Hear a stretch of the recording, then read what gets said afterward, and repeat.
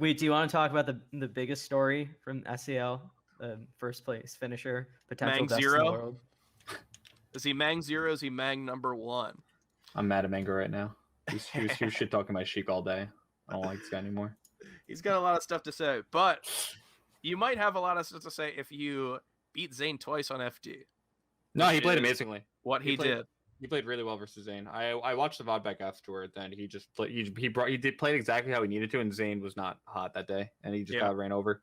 It should have been a 3-0, honestly. He kind of goofed game 1 pretty badly. Dude, I can't believe he made that comeback game 3. He started off down so much. He's down 2 stocks on FD. The Nair Dare, after that, I saw it, and I was like, yeah, Zane's done after that. He's not coming back. Mango's too good to let that go. So, like, what do we think of this? You know, you said Zane's not playing well. I agreed. That was not top Zane. I think that's probably going to be, hopefully not, but I think it's going to be one of those sets where people are like, see, Marth isn't busted on FD, just play like this. But, like, is this sustainable? Is Mango really the number 1 right now? Like, we saw this last year, right? He won the first SCL week, and then Zane won the next 3. It's like, what do we think of Mango going into week 2?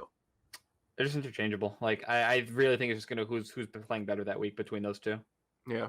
Like there's a tier below them of like 3 of us where we have to just play amazingly well to beat them. Period. But for those two, it literally comes down to whoever's playing better that day. I think just wins because they're both so good right now.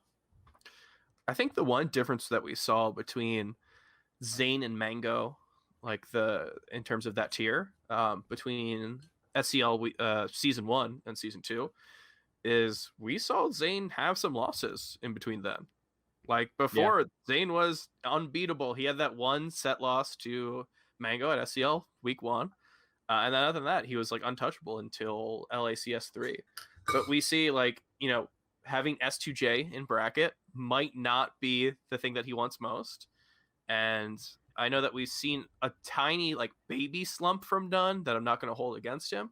But having Nunn, Wizzy, and even Gatsu now, like that is scary. And if Plup's back, all players who I think I favorite Zane for, but like definitely the landscape surrounding like Zane's number 1 status is way different than it was even a couple months ago. I think that's a great point, and I want to bring it up with the other side, which is that I think a Falcon heavy landscape or even Axe like a Falcon heavy landscape or Axe back in the picture is very favorable for Mango.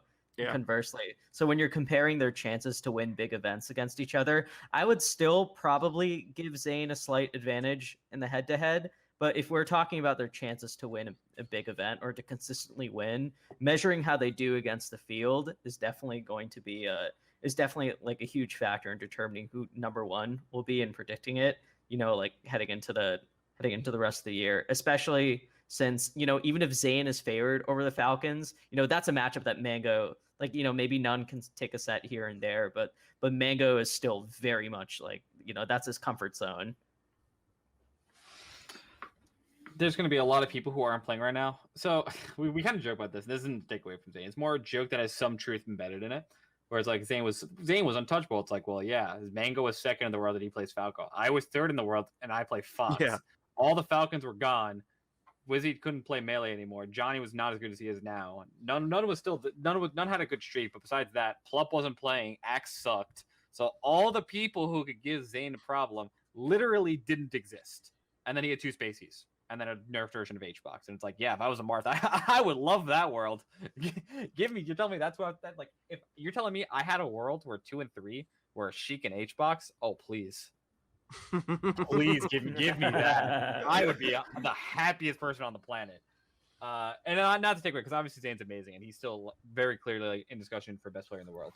But it's definitely going to be a lot harder with him, and especially when offline comes back, you have Plup back in shape. Plup, I think, is the hardest thing for him long term. Period. You have Leffen, who's going to be playing Sheik, and say what you want about the matchup. Leffen believes a lot more in Sheik, and for him personally, play wise, that's a lot more important for him than what the matchup might actually be in theory.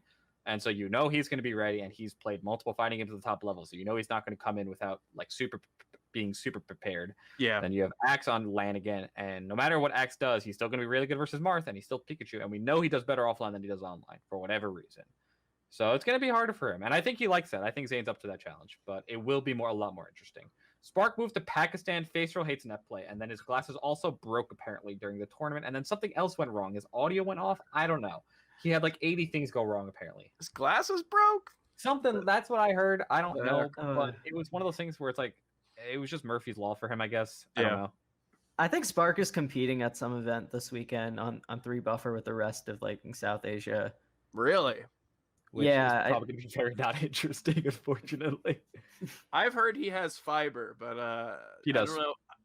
From Pakistan to wherever he would be playing, right? Philippines or whatever it ends up being. Philippines, Korea. I don't really know how that all works out. But dude, if I could see some three-frame buffer Spark, I would still appreciate that. 3-frame buffer Spark versus Ingen. I've heard that name before. Who is versus Devil? Yeah, versus I think Devil moved back though. Ingen is like a up and coming Japanese Marth player. Okay. He's like a super grinder. He's been getting like a bit better. Yeah, cool to see them have a Marth. But yeah, I can't wait. I think the only thing with just kind of circle back to Mango, the only thing is like this is like, this is always what happens, right? Like Mango wins a big tournament, he looks great, and we I send Wheat a massive paragraph on why I think Mango is the best player in the world, or I just text him like a huge thing that's like, dude, he's just different. Like this is it. Like this is Mango's time, and then he loses to like like a top 10 or 15 player the next week. Yeah, we all like hold hands and we sway back and forth. That's what happens when Mango is like looking like number one. I've been Melee's in such a good Melee's in such a good place, dude. Like I really feel confident about the metagame. And like every time Mango wins a tournament, I'm like, we're all gonna be playing until like 2050. And then the next he enters and he loses like none or something the next week. And it's like, whoa, what's gonna happen then? I guess Melee's dead. Yeah, this used to be the 2019 thing, right? Like he'd win a tournament over HBox or something. We'd be like, dude, the metagame is so good right now. Like I'm really excited. And then he'd lose the next event, and we'd be like, dude, like I don't want to be part of Melee anymore. In 2 years. It's like, what's the point of all this? HBox was winning every event.